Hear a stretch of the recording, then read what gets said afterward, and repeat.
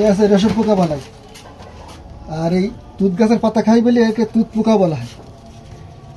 এই পাতায় আছে এদের প্রধান খাদ্য। আর এই পাতার একটা ঘ্রাণ আছে, এই ঘ্রাণে ওরা অনুভব করে। এদের এখন আপাতত চোখ নেই, এরা বিনা চোখে খায়, অনুভব করে। আর এর পোকার জীবন চক্র আছে চারটে রোহা যায়, চারটে রোহায় দিয়ে এরা বৃদ্ধি করে, খোলস পাল্টায়।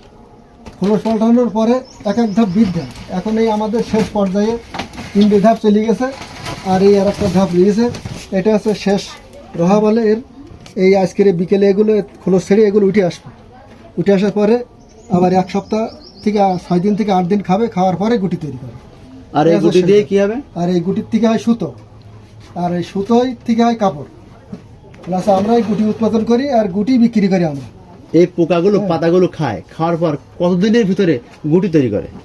এটা ধরেন 18 থেকে 22 দিনের ভিতরে এরা গুটি করে। আর এই গুটি আপনারা বিক্রি করেন? আর এই গুটি আমরা বিক্রি করি। প্রতি কাউন্ট গুটি এখন 1000 থেকে ধরেন 1200 টাকার ভিতরে বিক্রি হয়। যার যত ভালো গুটি হবে তার তত দাম বেশি।